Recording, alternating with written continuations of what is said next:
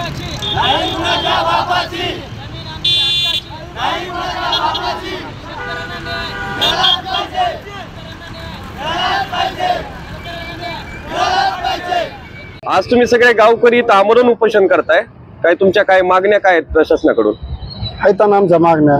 आमचा समाज ओबीसी, आमची मागण्या असे आता धंदा आमचा ओबीसी बर, तर शेत नाही व्यवसाय मेंढपाळ बर, मेंढपाळ व्यवसाय असल्यामुळं आम्ही बाहेर हिंडतो।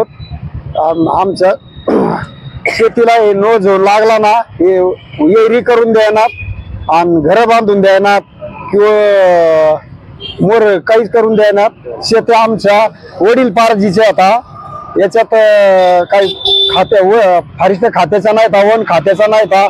हे जी कायदा जी लागला ना नो झोनचा हे रद्द व्हावा, नाही तर आम्ही नाही रद्द झाला तर आम्ही आत्महत्या करू।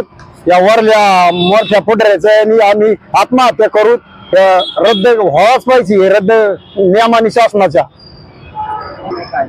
तुम्ही उपोषण का करता? आम्ही उपोषण आहे ना हे आमच्या मालकी हक्काच्या शेतीवरती आहे ना, काही म्हणजे देवस्थान कमिटी आमची मच्छिंद्रनाथ देवस्थान गडाच्या पायथ्यालगत जे क्षेत्र आहे ना त्याच्यावरती रेड झोन लावलंय। तर आम्ही टोटल जेवढे आमची नवीन पिढी आहे का हे आम्ही टोटल आहे ना आमच्या बाप दादापासून आम्ही शेती करतो। तर मग ते शेतीला झोन लावल्याच्या नंतर त्यांनी आहे ना आता शेती करायची म्हणल्याच्या नंतर पाणी लागतं म्हणल्यानंतर विहिरी खोदावं लागतं। तर विहिरी खोदायला आहे ना परवानगी देत नाही। तहसीलदार मॅडम कडे गेले, तहसीलदार मॅडम काय परवानगी देत नाही, तर म्हणतात ते माझं काम नाही। आणि तिथं नो डेव्हलपमेंट झोन आहे ना डिक्लेअर झाला, ते झोन आहे ना रद्द करण्यात यावा म्हणून यासाठी आम्ही आमरण उपोषण करतो। आणि विहीर अडवायला त्याला आहे ना डायरेक्ट आहे ना प्रशासन पाठवते ते। आता आमच्या अशा मागण्या आहेत की आमच्या देवस्थान ट्रस्ट किंवा चालू आमदार यांनी जे झोन लावलेला आहे तो झोन रद्द करण्यात माझी शासनाला विनंती आहे।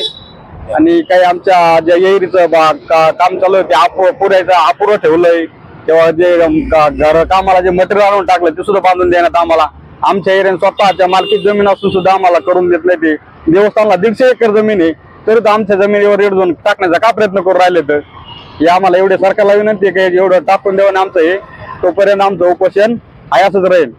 तुमच्या सगळ्यांचा गावकऱ्यांचा व्यवसाय काय? व्यवसाय आमचा गावकऱ्याचा शेती आहे, काही मेंढराकाठ येतं, काही ऊसतोडीला येतं, घरी कुणी नाही। आणि यांनी विनाकारण आमच्या गरीबावर अन्याय करून राहिले असे लोक। देवस्थान ट्रस्ट हे चालू आमदार हे मोठाले नेते लोक येऊन दडपशाही करून राहिले। त्या दिवशी आमची विहीर बंद केली, पोलीस अधिकाऱ्याला आम्ही विचारलं तुमच्याकडे काय पुरावा आहे आमच्या स्वतःच्या मालकी जमिनीमधली विहीर का बंद केली तुम्ही? पुरावा दाखवा, पुरावा नाही दाखले, काहीच नाहीये म्हणले। वरून आम्हाला तहसीलदार मॅडमचा यांचा फोन आलाय साहेबांचा, आम्हाला तुमची विहीर बंद करायला सांगितली विनाकारण।